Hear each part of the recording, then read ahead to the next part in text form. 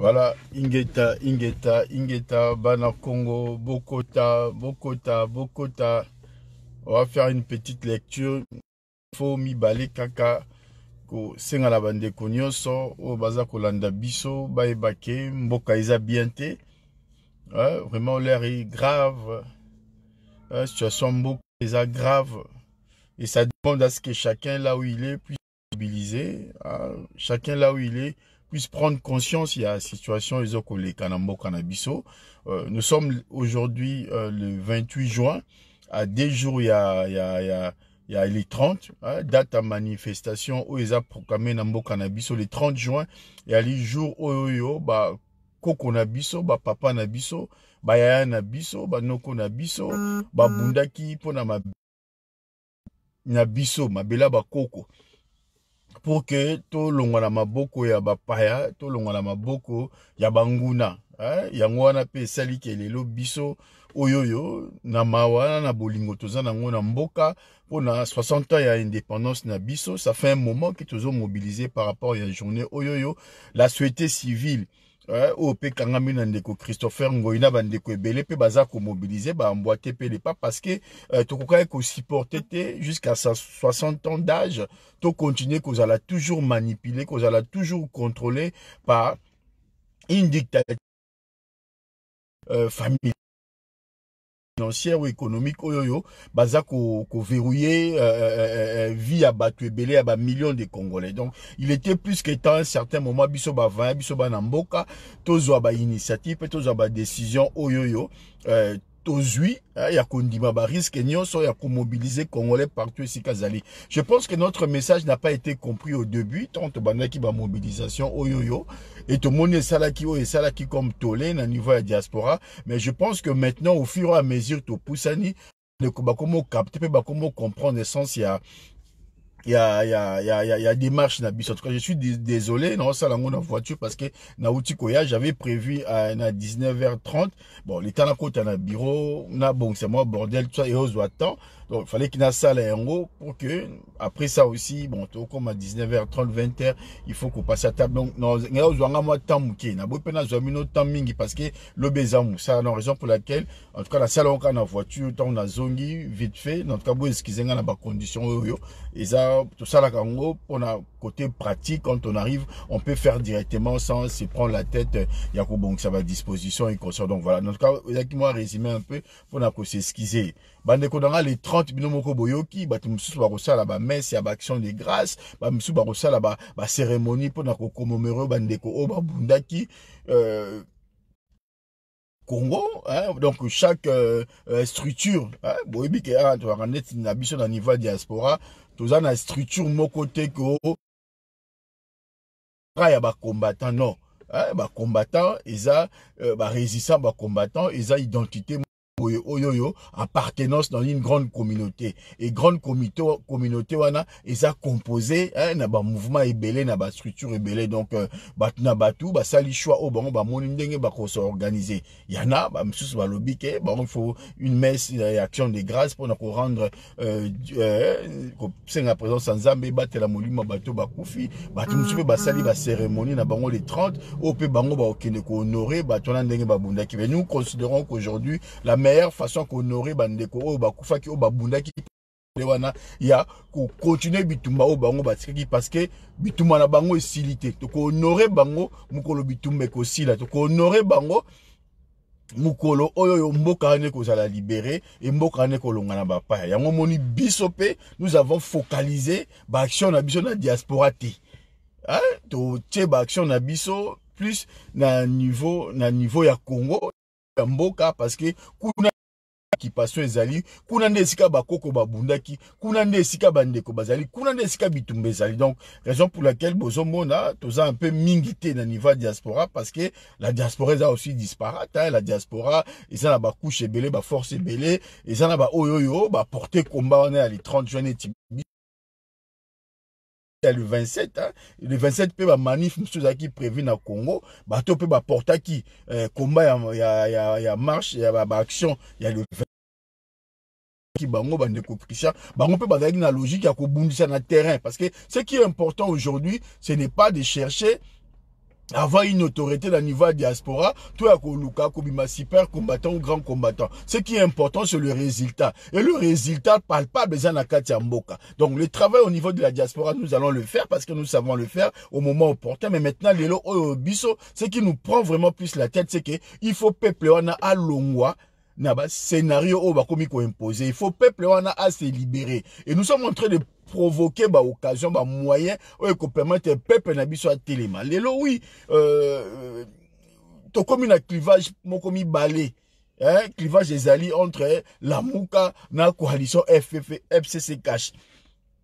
La Mouka aujourd'hui a commis abonné absent. Bah l'idée Amuka au peuple a tombolaki le o baza komona na te bango moko baza na ba raison na bango bon c'est vrai ba msusu baza ki empêchement ba ki koto yo situation toza na ngo o ya ba covid permettre ba bazonga te même à distance même na je sais pas comment mobilisation ezali nous ça fait une année belé to mobiliser ka 8000 km donc ko mobiliser peuple peuple. On peut mobiliser le peuple tout en étant à 8000 km, à 16 000 km. L'essentiel, les alliés, tous à la toujours na lien na bande konabiso. Yango moni biso na diaspora. En tout cas, biso ba résistant, combattant patriote, oyo.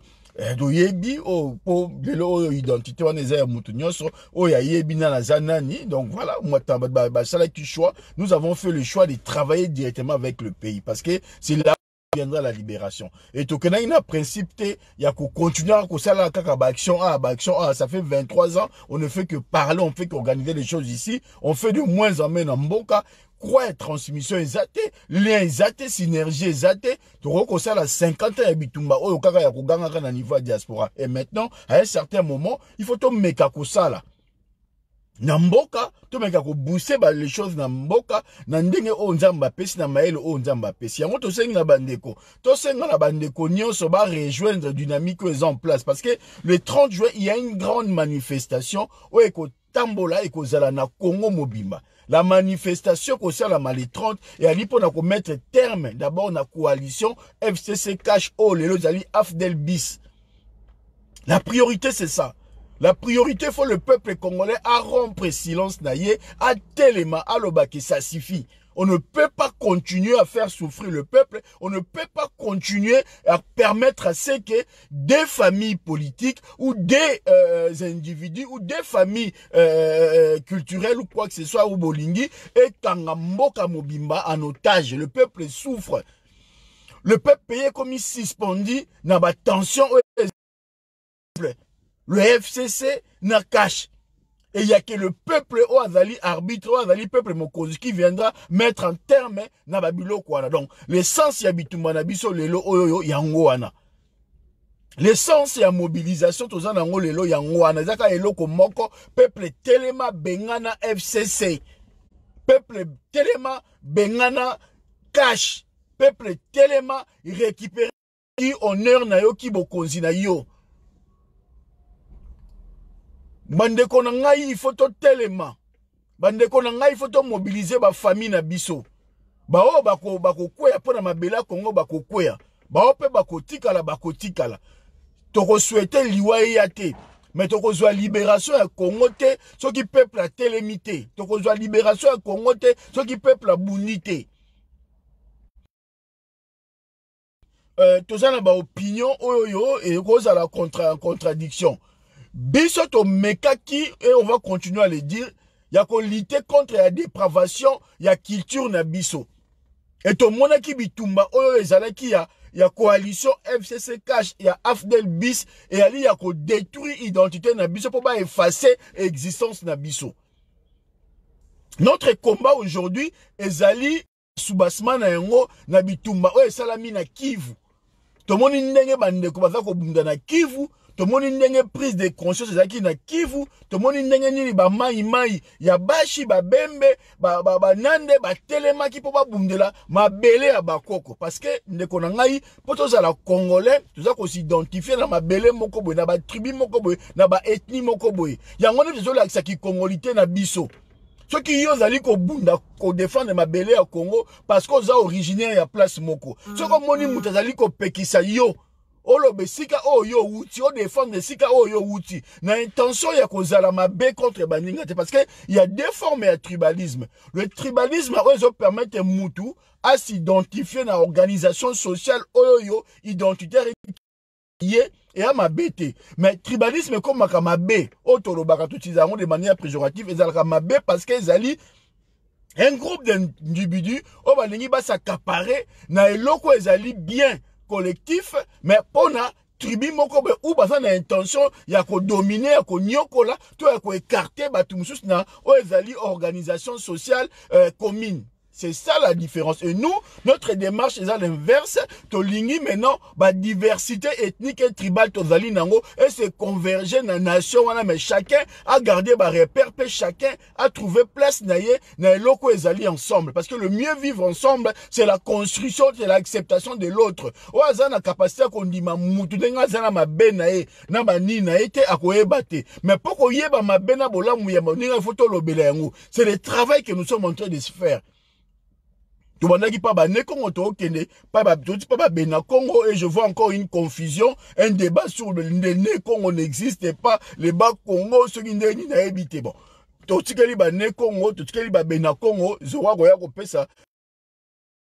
Et des bateaux en confusion qui n'ont pas encore compris notre sens Manabiso et qui sont en train de limiter le raisonnement na bango sur la terminologie, sur des concepts au biso dépassé en haut. C'est comme un niveau mususu. C'est comme une étape ezali que tokozonga sima. Oya oboya théorie oboya concept boye c'est comme une étape pour comment mobiliser peuple pour peuple abima pour dans les 30. Donc moment où ils ont perdu de temps na yo ya ko luko sur la théorie ou revenir en question sur les notions sur les concepts, nous sommes dans l'étape déjà 3. On a dénoncé le tribalisme pour montrer que c'était dangereux, on a dénoncé parce que l'appareil de l'État a dit bien commun. On l'a dénoncé. Et après, on a donné la place aux cultures et l'OBA. Pour la lutter contre la dépravation, il y a culture, c'est le travail que nous sommes en train de faire. Et en même temps, la réalité politique fait en sorte que tout jouer sur... Donc là, on est sur la démarche le 30 juin. Oh, pour Nabiso, qui date Bitoa, Yako Bunda, Yako Bengana, FCC. Derrière FCC, il y a le Rwanda, il y a les occupants. Derrière la coalition FCC Cash, il y a le Rwanda, il y a les occupants. On ne peut pas aujourd'hui parler de paix au Congo, ceux qui coalisent en place. Même IDPS, soutenant qui cache na coalition, on a basé d'accord, on a un côté. Donc, bon, ma coalition FCC Cash, qu'on mette hors d'état de nuire, bateau basé le on a gestion en mboka na biso, et qu'on permette biso peuple congolais, to telema, to libérer mboka na biso. Ba politicien, lelo oyoyo, na moni ndekwa tangi, akufa sur le plan politique, bon, néo-christian, oyebi makamboso koloboza mutu munene, na comprendre, oui, effectivement, oui, parce que aujourd'hui, lorsque sur le plan politique, lorsque mboka eza mabe, yo mutozo ko incarner volonté populaire ozo lobate, na moment oyoyo, ozo zela osala batu discours, osala batu message, oya ceux qui peuple bundi makambesili, boye ko sala proposition sortie de crise, wana toko bomanana bino. Wana toko parce que bitumao tozo bunda yango lelo tozo bundisa monguna pona situation tozo na yango ele ya Congo lelo zo senga congolais nyonso akota azwa parole asenga na batu babima les 30 poto bengana ennemi. Et je vous dis que lobby ceux qui monguna bimi yo ya kolobake parce que ngai boye na la plateforme politique boye comme nango boye et moi je vais m'asseoir pour décider sur l'avenir ya Congo. C'est là où est-ce que bon mona ke moto ko pela yango wana. Donc on est en train de voir qui est en train de jouer quel rôle pour la makambu ya Congo. Donc le Congo doit appartenir na biso. On a lancé l'appel du 30 juin. La biso a société civile. Je salue en passant Christopher Ngoï. On va matérialiser en haut du point de vue à droit. Parce que nous sommes à l'étranger, nous sommes à l'extérieur. Nous avons décidé à ce que le peuple a... On va matérialiser en haut. Ils ont fait une déclaration dans l'autorité au regard. Il y a loi, ils sont en vigueur dans Mboka. Ils sont dans le respect respect, il y a Mibé Kondenge Sengeli, avec des conditionnalités, on va passer le 29 jusqu'à minuit, ce qui va retirer loi. Mais nous, notre problème, c'est qu'il y a loi. Notre problème, c'est plus que ça. Bandeko nangai oya souhaité civil, je vous rassure, et na reste bandeko nangai IDPS, occasion o bozana yango lelo, boko zwaka sur occasion oyote. Vous aujourd'hui, il y a qu'au dissoudre le Parlement. Il n'y a pas mieux que ça. La meilleure situation de ça, lelo, IDPS boko zwaka sur situation oyote. Bino bat bozayi ko luka, ba raison ou ko justifier dissolution du Parlement.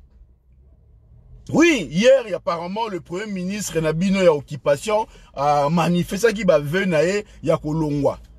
Bah, monsieur Balobi ke à cause qu'il lettre, il y a démission naie et il devait même passer pour annoncer démission naie. Apparemment, il semblerait bah Balobi lobi belé pression atika a dosé. Wana ezoko etalika abino ba théorie ba makambo tozoyoka, tout ça là ba détail sur on tout taper na ba détail parce que ça nous intéresse pas. Même ceux qui gouvernement ont démissionné, je pense que est entre le maire et Chilombo. Parce que Chilombo n'a clé pour libérer Congo. Il a dit mal mais Aya Bakayango qu'on continue dans une démarche avec la Kabylie et Ali Liwana Yepekaka, politique et physique. Donc ce que Mayele Moutako beta kouli bosso parce que jusque là chacun a déjà carte nae plan nae Nixana Kabili pe bazana yango mutamda zo luka akela na ba condition ni soko beti a perdre parce que mutabako banda violence fa pas violence sukati yango moni bango tout ba ok na terrain à texte ba ok na ba terrain te ke baya ba luka ba beta mbala moko ba ça parce que so na on a violence o ebinde ni violence suke la ote oko banda violence mais mutabeti yo comme poko banda violence o gagner mais le quoi baza ba malin bazo ko avancer na ba pion mais ceux qui ba yé na terrain à droit les lo aussi n'eng bazolo bake ba ke na cohabitation ba ok na cohabitation te parce que si il faut pas zonga ceux qui gouvernement ont décidé ils va démissionnaire et qu'il faut pas zonga na parlement et qu'il va créer un formateur on a soka constaté que majorité exacte azopesa Chilombo pouvoir constitutionnel ya ko dissoudre le parlement donc hypothèse o batu ba ok nango que ya hypothèse bakende ko ça la cohabitation o avanda on va gérer pouvoir et ça la maté ndenge au regard ya constitution na biso ndenge composition ya parlement et salami ndenge ba parti politique na ba regroupement politique ezala qui déclaré mutu moko aza na majorité na parlement te.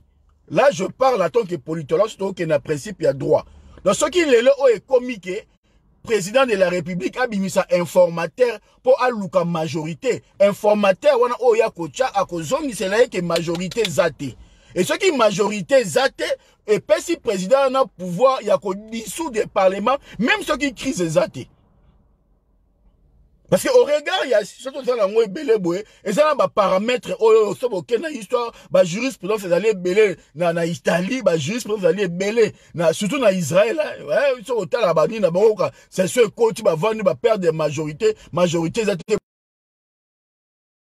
ça la makati eza ebele donc botala ba précédent ezali ya makambwana et ko permettre bino bo comprendre que moment où tozali eza moment ya ko lukate au gagner temps et comme un moment ya ko luka o beta kuliboso soko beti kuliboso peut-être au libérer mboka peut-être au jouer rôle na au kimi okei au tiki peuple assez la makambo ya kosala parce que aujourd'hui nous demandons pas à Chilombo au vendre na pouvoir 10 ans tu as fait ce que tu as dit lelo oyoyo soit au démissionner ok soit au continuer la démarche aux nango oyo yebi nango suka mais nous le peuple nous sommes déterminés yako panza na IDPS PPRD parce que na IDPS na lamuka ba mouvement wana ba plateforme wana nyonso wana yango ne mutu et vendisi peuple boye pendant une année et demie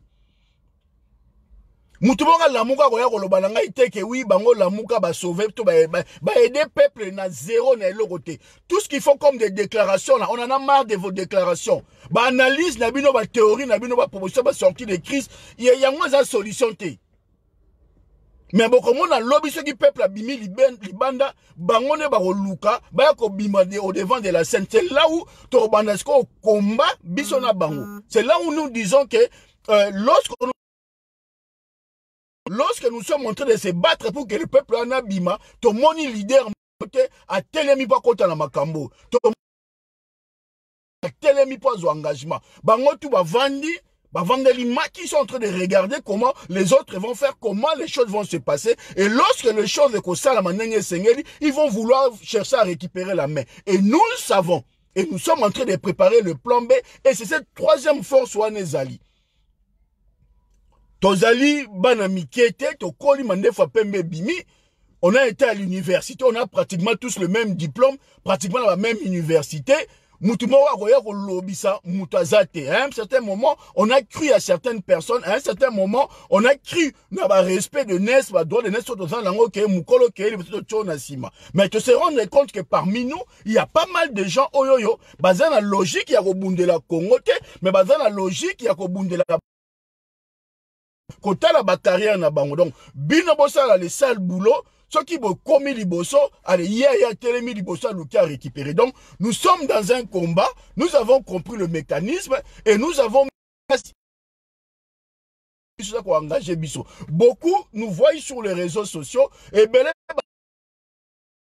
déclaration, tozoloba, considération d'autre part, l'avenir nous donnera les raisons et l'avenir jugera qui est qui et qui a fait quoi. Mais néanmoins, ce qui est prioritaire pour nous, maintenant, c'est que de parler avec le peuple Congolais, telema, bima, le peuple zaïrois, bima, agir na ba moyens au bazanengo. Donc nous avons donné des leçons, nous avons donné les moyens matériels au côté bino l'autre côté pour que bo telema, pour que bo bundisa ennemi au soka na munduki. Ce qui va tirer bino munduki, ce qui massa c'est sans sotie pet otie singa obeti ango eleki munduki. Boko bima pacifiquement. Mais beaucoup zongisa la violence par la violence. Beaucoup bima et ça a droit nabino conformément à l'article 64 pour défendre la patrie. Mais beaucoup zongisa violence par la violence.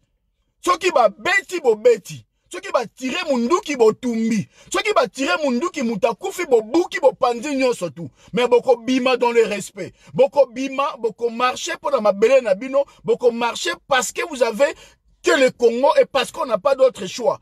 On ne peut plus permettre à une famille politique comme le FCC de bloquer parti Mboka en otage. On ne peut plus permettre encore l'AFDEL bis et bloquer Mboka en otage. Tout à l'heure, les spectateurs, ils font des scénarios, ils détournent l'argent, ils vendent nos terres.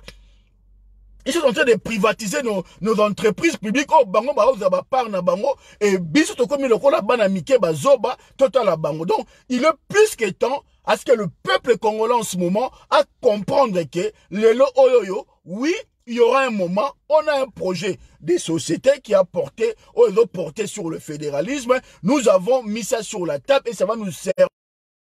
Nous ont posé la question, mais bon, il y a des choses que nous sommes en train de travailler, nous sommes en train de mettre en place pour que sérénité, pour que demain, par rapport à ce que nous avons vécu, ezalake, ceux qui t'ont libéré mboka na biso, mutu na mutu, a trouvé compte nae, a trouvé part nae en tant que Congolais, na développement, na savoir ou à bénéficier na ba richesse ya ba Congolais. Donc, le fédéralisme, c'est un choix exprimé par plus d'un, c'est un choix exprimé considèrent Congolais qui sont Congolais et qui pensent que pour na bango il faut pas retrouver compte na bango au bazana yango pour na Congo. Et ça sens ya bitumba toko bunda na yango bongo et ko permettre à ceux que tu trouver la paix tozala na ona ndenge toko tia yango mais lobby le 29 le 30 ya limokolo ya bitumba tant monsieur kozala e bandi tant monsieur kozala et ko soukate et ko continuer mais il faut to banda quelque part. Tobanda quelque part. Nalobaki mutuana toko bengana ye. Toko bengana ye na batu na ye. Et puis régime il faut kwea. le pouvoir en place, il faut quoi? Il faut tout ça la chaos total na kachambo kawana. Il faut tout ça la table rase, il faut tout bandela à zéro. Parce que l'État au Congo est zali, il faut qu'on boucle pour construire à partir à zéro. Mi réserve à côté l'élément. Mi réserve à côté l'élément. On peut construire mir na miro et c'est baby. Donc il faut commencer par le commencement. Et on doit commencer à rebâtir et à construire le Congo par la fondation.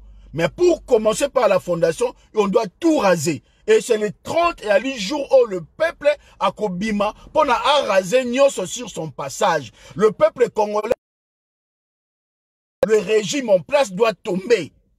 La coalition FCC Cash doit tomber. L'AFDEL bis doit tomber. Et si Kozali, ça fait plus d'une année université. Il n'y a pas de travail, il n'y a rien du tout. Ben, au continent qu'on vend d'Aboété, on doit vous pousser à aller de l'avant, on va vous pousser à prendre les choses, on va vous booster à se lever et on va vous tirer vers le haut par la force, là-bas moyen surtout, et nous serons là pour assurer la base arrière et on vous dit que tu quoi assurer base arrière. Tu quoi assurer base arrière. Peuple ko bima, on va na batu, oh bako ça la soupape, bateau bako ya ko appuyer. Mais nous disons encore une fois, on est le 28, on n'a vu aucun leader. Il y a parti politique moko a accompagné peuple na annonce à Sali à Bitumba. C'est le peuple yemoko, c'est la société civile et c'est la diaspora, notamment nous qui encadrons, qui constituons une force de la diaspora. Autre dit qu'on même combat, il y a les 30 na combo ya diaspora. Donc on est là, on va continuer, on est ensemble, Makambe Zali, Yakoloba.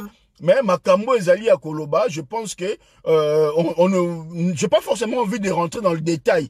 Il y a Makamba politique ou Ezole Kalelo. C'est pas parce qu'elle n'a yébité, mais n'a pas forcément envie de parler. N'a yébité ouvertement pour comprendre parce que heureusement tant sous temps, pe na Koloba Makambo. Nous n'est pas zone la zone landanga en ce moment parce que parmi les personnes qui me suivent forcément na connivence na pouvoir.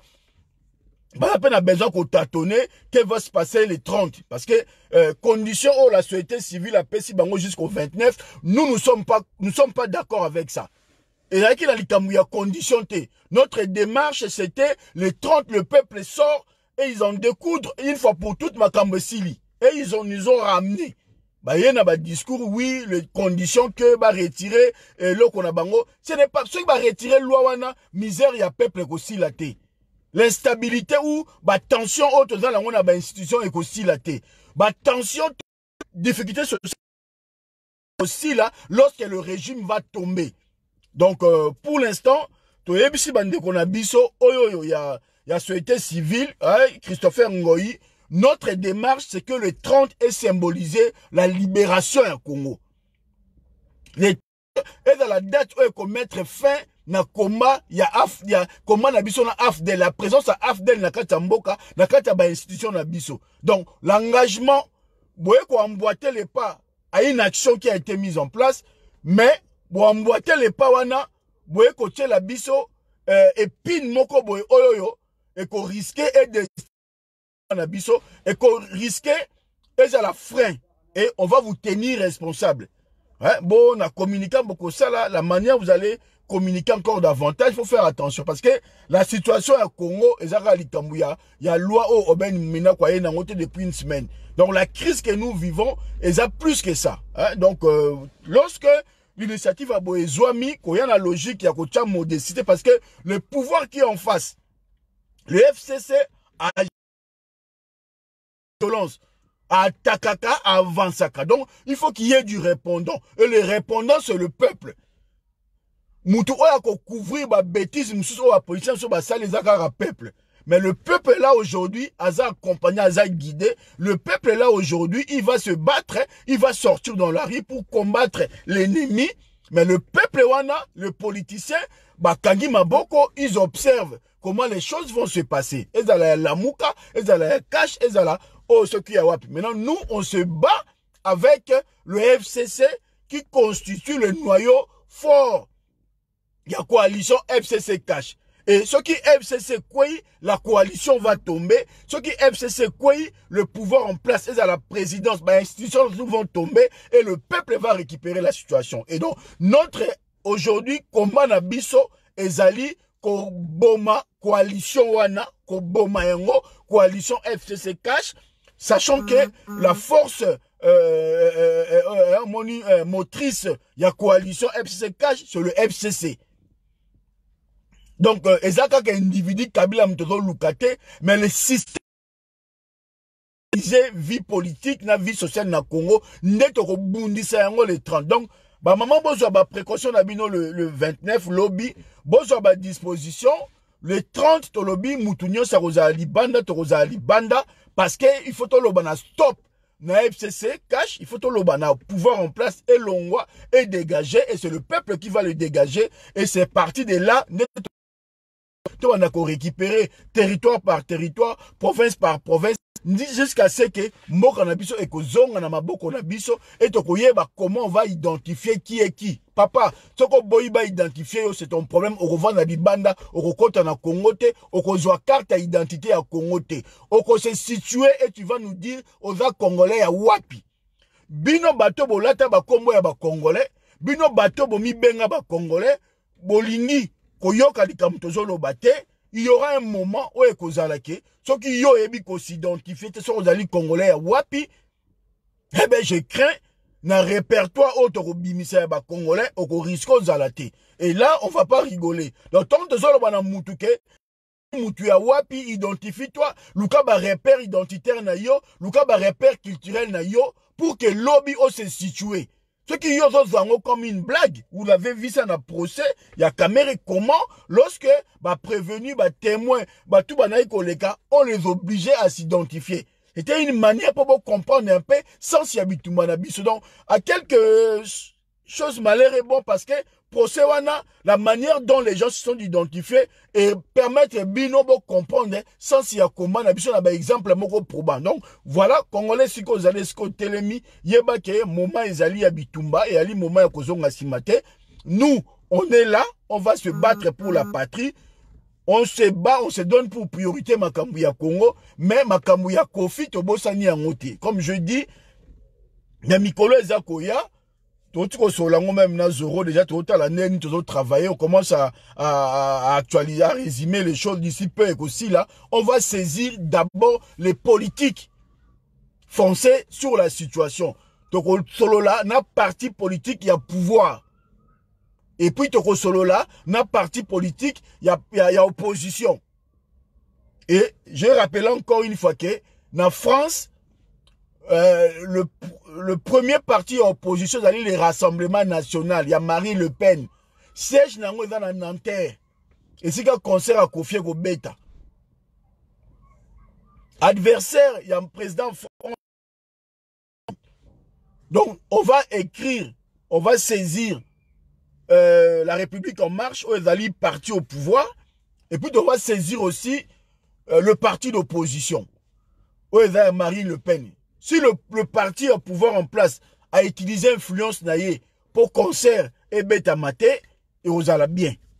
Mais ce qui est salami pété, tu as une solution, opposition, et Luka et agir pour mettre en lumière sur les dégâts ou les cas qui, dans le concert, il a fallu, on va mettre l'accent sur les situations sanitaires.